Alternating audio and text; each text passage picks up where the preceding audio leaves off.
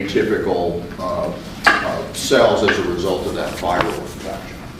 So typically that annual screening will be for chlamydia, gonorrhea, and then by this by this virus. Different antibiotics than for gonorrhea.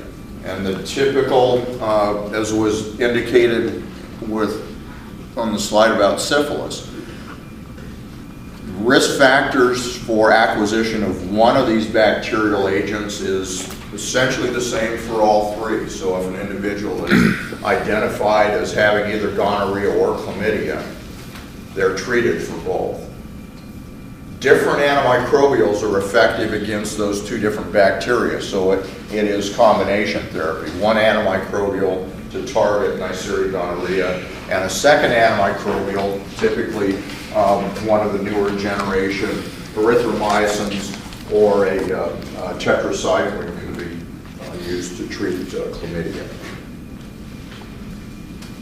Again, conjunctivitis, pneumonia can be acquired when the mother is infected with chlamydia trachomatis as well as Neisseria gonorrhea. So both of those organisms can also cause infections of newborns from the pregnant woman. The organism gets its name from the prevalent clinical syndrome that it causes globally. Trachomatis refers to the ocular infection that the organism causes, and globally is the leading cause of infectious blindness in developing countries where there's not adequate economic support for either prenatal care, new infant care, that there is a higher prevalence of infection in the population, both males and females, so there's a higher rate of transmission to infants, and ocular infection resulting in trachoma, the eye infection, is in fact the leading cause of global blindness. And I think this is one of the public health areas that some of the non-governmental agencies that are targeting some of these kind of orphaned public health issues are going to start to have a huge impact. The Gates Foundation, Clinton Foundation are supporting infant care, prenatal care in parts of the world where those that sort of medical care has essentially been non-existent. Viruses that are sexually transmitted, herpes simplex virus. In fact, there's two different areas of the body that are infected. Oral herpes, fever blisters, cold sores, referred to as herpes oralis, and genital herpes, infection of the mucosa or the cutaneous tissue of the genitals of both males and females. Two different capsid types of herpes simplex virus. Type 1 is predominantly associated with oral herpes, but not exclusively. Type 2 is predominantly associated with genital herpes, but not exclusively. So you can have one or the other in either sites.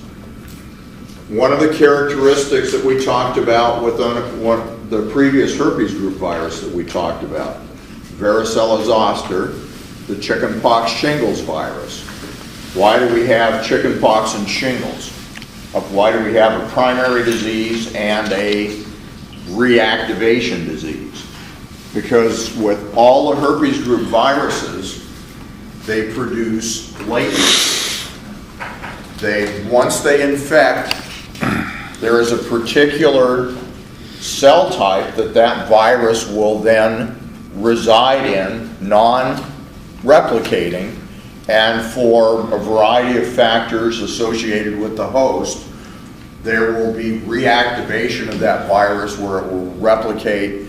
And with the chickenpox virus, the reactivation presentation is shingles.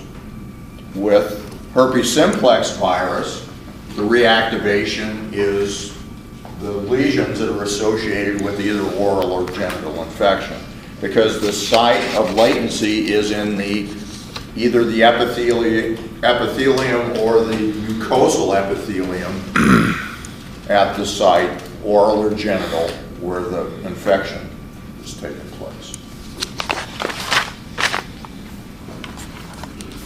Type 2, as I mentioned, predominantly genital, but not exclusively. Causes vesicular blister type lesions, and that fluid is full of virus. So exposure to that, or exposure to the serous fluid, once that vesicular lesion or blister has uncapped, it's lost its epithelial covering, that this fluid then is still infectious. It is filled with virus as these surrounding cells are infected with the virus, and the virus replicates in those cells.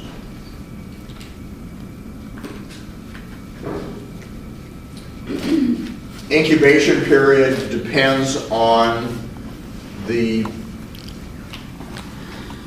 amount of virus that an individual is exposed to. It can be relatively short, in a matter of a few days, or it can be longer, in a matter of 2 or 3 weeks, depending on how much virus was transmitted.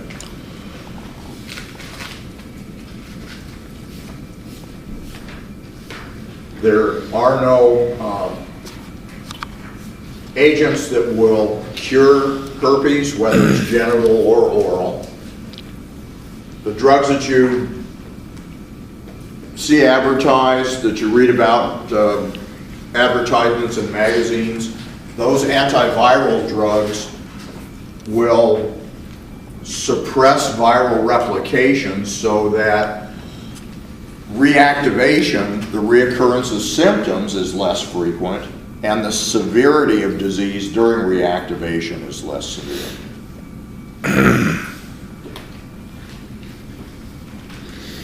Which, if you believe the advertisements that you see in some publications, once you take those antivirals, you can go bungee jump and dive out of airplanes and all that sort of good stuff.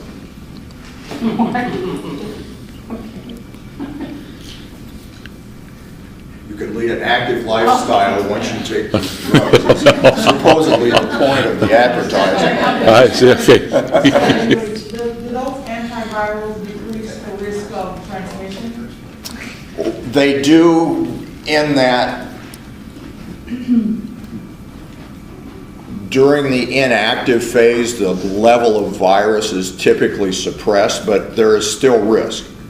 So it doesn't make it non-existent, and from my perspective, there's still a risk whether somebody's on the antivirals or not in terms of potential exposure.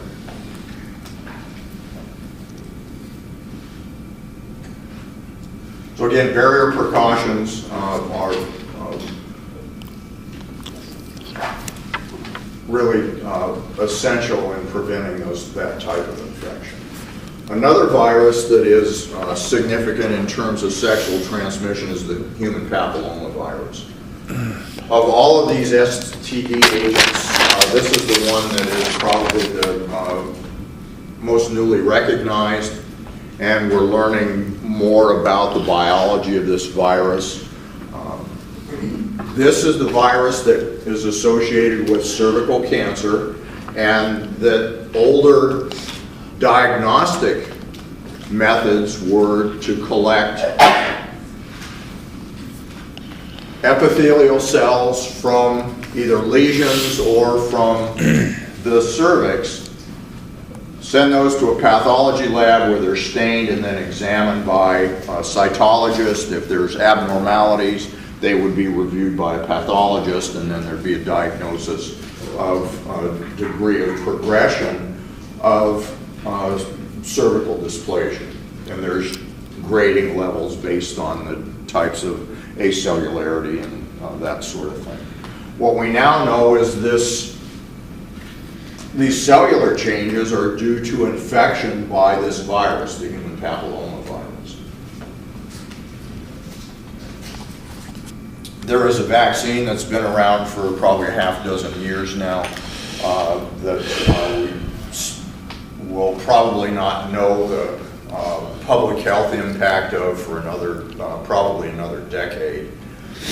But the hope is there will be a significant decrease in cervical cancer because of control of the virus and decreased numbers of cases of cervical abnormalities associated with it. One of the things that we now know about human papillomavirus biology is that an individual that is infected doesn't necessarily have lifelong infection. So just because a woman has abnormal cellular changes on a pap smear doesn't mean that they are destined to develop cervical cancer. And in fact, the vast majority of women, up to 75%, will spontaneously clear that viral infection within a 2 to 3 year period of time because of their own host defenses, their own immune system. And that's one of the algorithms that is now in place for following women that have these changes in pap smears or detection of human papillomavirus that we can now do in association with a pap smear to determine if the virus is present. Not only if the virus is present, but which type. There are several different types of human papillomavirus that present risk for different types of infections. Besides cervical cancer, there is a group of this virus that causes genital warts.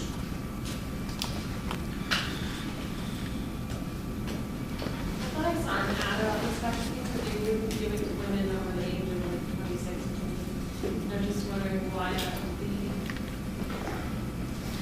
There have been studies done that by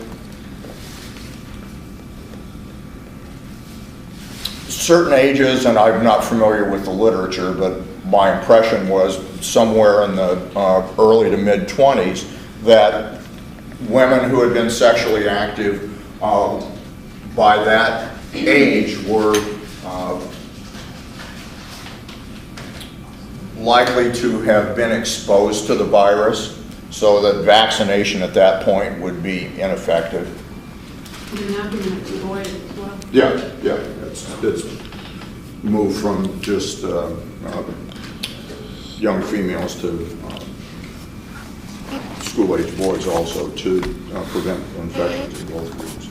So, my understanding, this virus is more of a silent virus. It's not really, like you're saying, it's asymptomatic. So, there's no actual blood test for this, right? No. So, I mean, how would a male know if he had it if it's asymptomatic? So he doesn't have no words of any sort. There are no diagnostic tests for male HPV infections at this point. They're all directed towards detecting cervical cancer in females.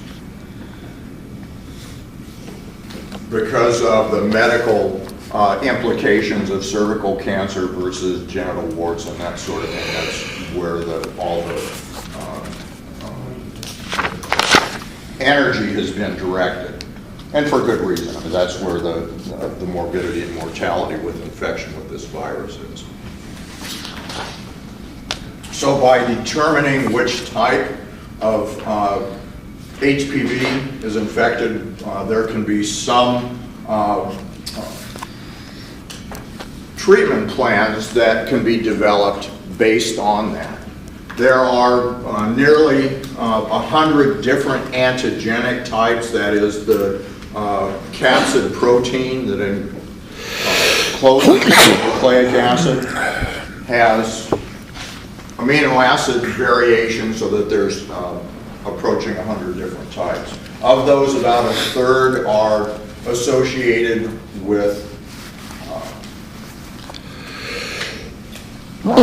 genital disease, and the others are associated with warts. The vaccine that's being used is a